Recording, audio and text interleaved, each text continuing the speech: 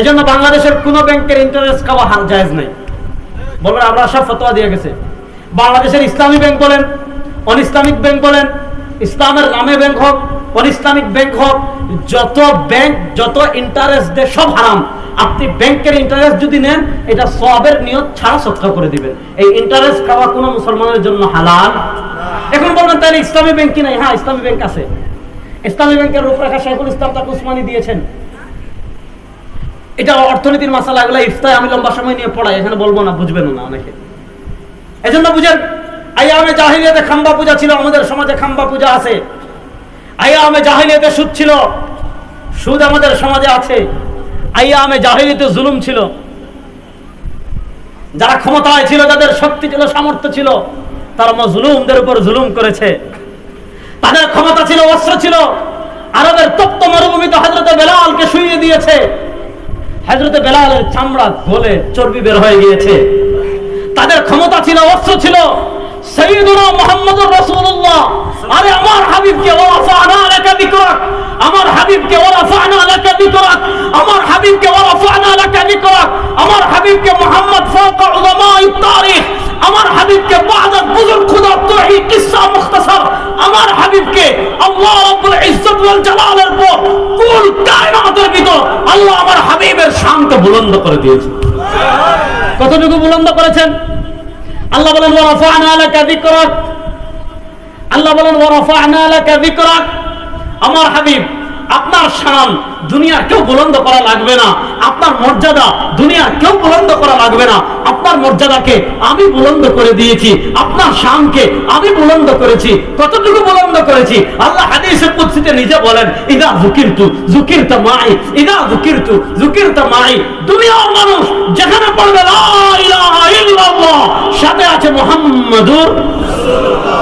বলেন না, দুনিয়ার মানুষ যেখানে পড়বে লা ইলাহা ইল্লাল্লাহ, সাথে মুহাম্মাদুর রাসূলুল্লাহ আছে না নাই? এবার দেখেন, জুলুম ছিল আইয়ামে জাহিলিয়াতে, সেই জুলুম আমাদের দেশে আছে না নাই? আমাদের সমাজে আছে না নাই? আরে জুলুম বাদ দেন, যে আর দুলাভাইয়ের ভাই, কথা বুঝেন, যার দুলাভাইয়ের ভাইয়ের ভাই অমুক নেতার চামচা, যার দুলাভাইয়ের ভাইয়ের ভাই অমুক নেতার চামচা, ওই নেতার নাম দিয়ে চাঁদাবাজি আমাদের সমাজে চলে কি চলে না? দুর্নীতি আমাদের সমাজে চলে কি চলে না? গরিবের মাল আত্মসাৎ করার প্রতিযোগিতা চলে কি চলে না? এবার বলেন, যে জাহিলিয়াতকে দূর করার জন্য সরওয়ারে দু আলম সাল্লাল্লাহু আলাইহি ওয়াসাল্লাম দুনিয়াতে এসেছিলেন, যত ধরনের জাহিলিয়াত ছিল আইয়ামে জাহিলিয়াতে সরওয়ারে দু আলম সাল্লাল্লাহু আলাইহি ওয়াসাল্লাম যে জাহিলিয়াতকে দূর করে পৃথিবীতে ইসলামের আলোয় আলোকিত করেছিলেন। আর ইসলামে আলোকিত করার পর সরওয়ারে দু আলম সাল্লাল্লাহু আলাইহি ওয়াসাল্লাম বলে গিয়েছেন, ঘোষণা দিয়ে দিয়েছেন, আল ইসলাম ইয়ালু ওয়া লা ইউলা, যে আমি তোমাদের কাছে ইসলাম রেখে যাচ্ছি। এই ইসলাম গরিবের ভাবি না। আল ইসলাম ইয়ালু ওয়া লা ইউলা, ইসলাম সবসময় বিজয়ী থাকবে। ইসলামকে কেউ পরাজিত করতে পারবে না, পারবে না, পারবে না ইনশাআল্লাহ। ইসলামকে কেউ যদি প্রকৃত ইসলামের অনুসারী হয়ে যায়, তাদেরকে কেউ পরাজিত করতে পারবে না। আসেনি আমার সাথে? এবার বলেন, যে জাহিলিয়াতকে পায়ের তলায় পিষ্ট করে, যেই জাহিলিয়াতকে কবরে দাফন করে সরওয়ারে দু আলম সাল্লাল্লাহু আলাইহি ওয়াসাল্লাম সারা দুনিয়া ইসলামের আলো ছড়িয়ে দিয়েছিলেন। আরবের মানুষ জাহিলিয়াতে ডুবেছিল, সরওয়ারে দু আলম সাল্লাল্লাহু আলাইহি ওয়াসাল্লামের ইসলামের সন্ধান পেয়ে তারা আলোর হয়ে আলোয় আলোকিত হয়ে গিয়েছে, সোনার মানুষ হয়ে গিয়েছে। ও মুসলমান, আজকে সেই ইসলাম পাওয়ার পর, আজকে সেই কোরআন পাওয়ার পর, আজকে সেই নবীর উম্মত হওয়ার পর, যেই জাহিলিয়াত মক্কার কাফেরদের মাঝে ছিল, সেই জাহিলিয়াত আমাদের সমাজে আছে না নাই? আছে। আর আসতে বলে আছে। সেই জাহিলিয়াত, আরে আইয়ামে জাহিলিয়াত কিছু কিছু ক্ষেত্রে জাহিলিয়াত থেকেও আমরা আগে গেছি। কিছু ক্ষেত্রে জাহিলিয়াত থেকেও আমরা আগে। আপনি চিন্তা করেন, আপনি আপনার ডানে বামে সামনে পিছনে থাকান, আপনি জুলুমের অবস্থা দেখেন, আপনি দুর্নীতির অবস্থা দেখেন, আপনি দুঃশাসনের অবস্থা দেখেন, আপনি অশ্লীলতার অবস্থা দেখেন।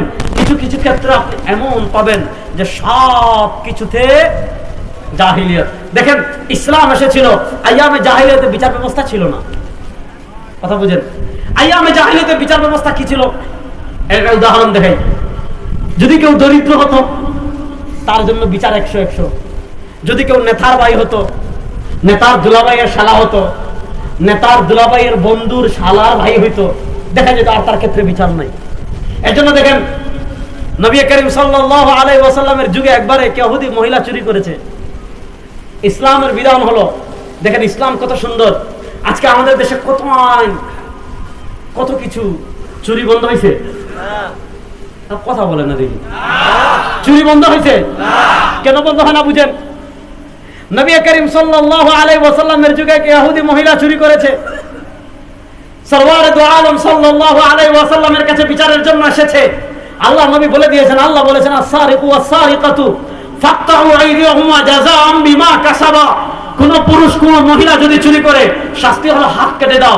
ইহুদিদেরকে নির্দেশ দিয়েছেন তার হাত কেটে দাও। তারা বলে ইয়া রাসূলুল্লাহ, সে তো সম্ভ্রান্ত মহিলা, সে তো সম্ভ্রান্ত গোষ্ঠীর মহিলা, সে তো সম্ভ্রান্ত ফ্যামিলির বউ, তার হাত কাটার দরকার নাই, তাকে মাফ করে দেন। দরিদ্র হলে হাত কাটতেন, সমাজের নিচু হলে হাত কাটতেন। সরওয়ার দু আলম সাল্লাল্লাহু আলাইহি ওয়াসাল্লাম বলেন, শোনো, আরে সম্ভ্রান্ত ফ্যামিলি বাদ দাও। লাউ কানাত ফাতিমা বিনতু মুহাম্মাদিন, আমার মেয়ে ফাতিমা বিনতু মুহাম্মদ যদি হাত করে, হাত চুরি করে, আমি তার হাত কেটে দিই। আজকে দেখেন ইসলামী আইনের কথা বললে, ইসলামের বিচার ব্যবস্থার কথা বললে একদলের শরীরে কাতুকুতু শুরু হয় না? বলবে এগুলা সেকেলে, বলবে এগুলা মধ্যযুগীয় বর্বরতা। হ্যাঁ, কারণ জানেন কেন বলে জানেন? তারা জানে যদি ইসলাম বাংলাদেশে আসে একটারও হাত থাকবে না। রাষ্ট্রের কোটি কোটি কোটি না হাজার কোটি টাকা চুরি করেছে। দেখেন ইসলাম চুরির কি সুন্দর শাস্তি দিয়েছে, হাত কাটেন, আপনার হাত কেটে ফেলে দিবে। এখন আপনি যত বড় জজ হন, যত বড় ব্যারিস্টার হন, যত বড় চেয়ারম্যান হন, আর যাই কিছু হন না কেন, দুনিয়ার মানুষ যদি দেখে এই সাহেবের হাত নাই, বুঝবে এটা। যদি আপনারা 20টা ঘুষি মারে তো শেষ, আপনারা দুর্রা মারছে শেষ।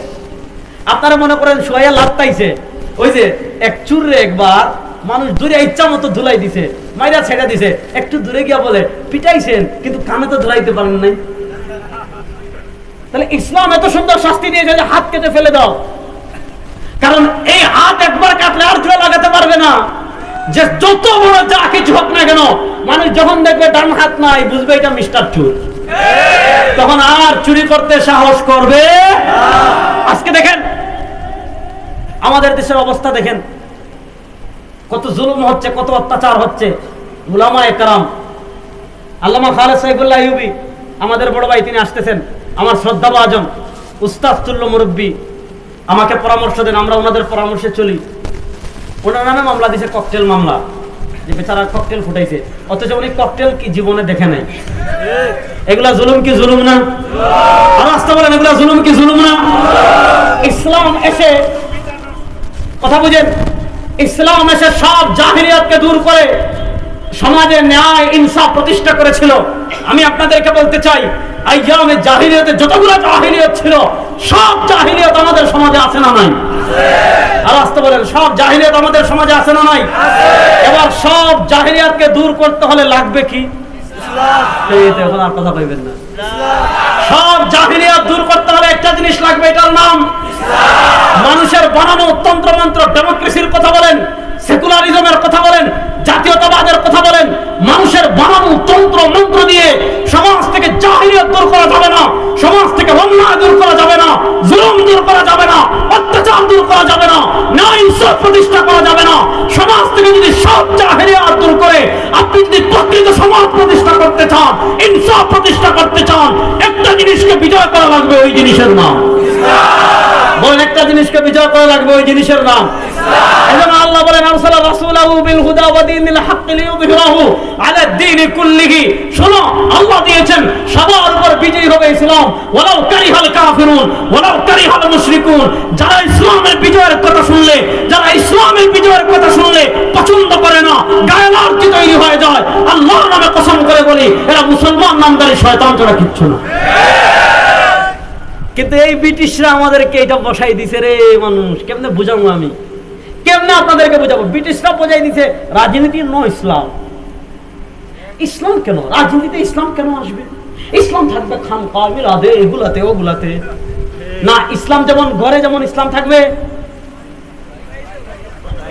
আপনার অর্থনীতিতে ইসলাম লাগবে না? আপনার অর্থনীতিতে ইসলামের প্রয়োজন আছে না নাই?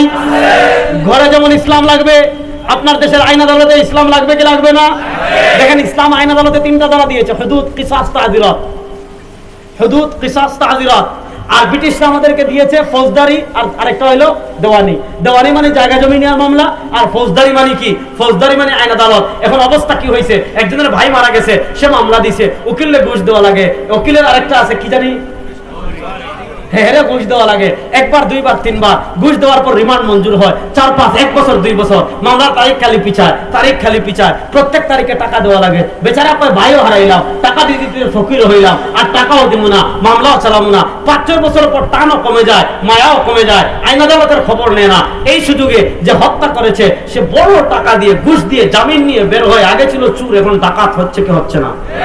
আর ইসলাম কি বলে? হযরত ওমরের শাসন দেখেন, হযরত আলীর শাসন দেখেন, সরওয়ারে দু আলমের শাসন দেখেন। আল্লাহ কোরআনে বলেন, লাকাদ সামিআল্লাহু কাওলাল্লাযীনা ক্বালু ইন্নাল্লাহা ফাকীরুন ওয়া নাহনু আগনিয়া। ইসলামের বিচার ব্যবস্থা দেখেন। হযরত আবু বকর সিদ্দিক রাদিয়াল্লাহু তাআলা আনহু রাস্তা দিয়ে হাঁটতেছেন। এই ইহুদিরা দুনিয়ার সবচেয়ে নিকৃষ্ট, ইহুদিরা দুনিয়ার সবচেয়ে বজ্জা, ইহুদিরা দুনিয়ার সবচেয়ে বড় পাটপা, ইহুদিরা দুনিয়ার সবচেয়ে বড় শয়তান, ইহুদিরা কখনো আমাদের বন্ধু হতে পারে না। এক ইহুদির বাচ্চা ইহুদি হযরত আবু বকরকে দেখে কয়, তোদের আল্লাহ গরীব। হযরত আবু বকর কিন্তু নরম তবিয়তের মানুষ, কিন্তু যখন আল্লাহরে গালি দিয়েছে, গরীব দিয়েছে, টাস করে থাপ্পড় মারছেন, দাঁত নাড়াই দিয়েছেন একেবারে। পড়েন সুবহানাল্লাহ। ইহুদিরা কত বাটপার জাতি। মনোযোগ। নবী করিম সাল্লাল্লাহু আলাইহি ওয়াসাল্লামের কাছে এসে বিচার দেয়, ইয়া রাসূলুল্লাহ, ও মুহাম্মদ, আপনার 1 নম্বর সঙ্গী আবু বকর আমাকে অন্যায়ভাবে থাপ্পড় মেরেছে, আমি বিচার চাই। আল্লাহ নবী সাল্লাল্লাহু আলাইহি ওয়াসাল্লাম আবু বকরকে ডেকেছেন, আবু বকর আসো, কারণ কি? বলে, ইয়া রাসূলুল্লাহ, আমি তো এমনি মারি নাই, এই ইহুদির বাচ্চা বলে আল্লাহ নাকি গরীব, এজন্য আমি থাপ্পড় মারছি। ইহুদি বলে মিথ্যা বলছে, আমি বলি নাই। ইহুদি বলে মিথ্যা বলছে, আমি বলি নাই। ইসলামের বিধান হলো আল বাইনাতু আলাল মুদ্দাই ওয়াল ইয়ামিনু আলা মান আনকা। আপনি সাক্ষী দিতে হবে, সাক্ষী না হলে সে কসম খেলে তার উপর হক প্রযোজ্য হয়ে যাবে।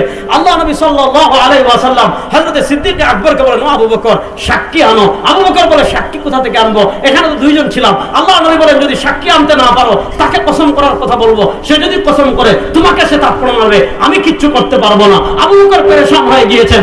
আল্লাহ বলেন, ও আমার হাবিব, আবু বকরের কাছে সাক্ষী কেউ না থাকলে আবু বকরের সাক্ষী আমি আল্লাহ নিজে।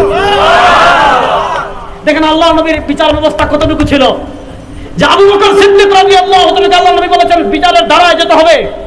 আজকে আমার দেশে যদি আপনি প্রকৃত ন্যায় ইনসাফ প্রতিষ্ঠা করতে চান, আজকে যদি আপনি প্রকৃত ন্যায় বিচার পেতে চান, আজকে যদি আপনি প্রকৃত শান্তি পেতে চান, সমাজের সব ক্ষেত্রে একটা শক্তিকে বিজয় করতে হবে। ওই শক্তির নাম ইসলাম। মুখ খুলে বলেন, ওই শক্তির নাম ইসলাম। এবার বলেন, বাংলাদেশের সব ক্ষেত্রে ইসলাম বিজয় হোক, এটা আমরা চাই কি চাই না?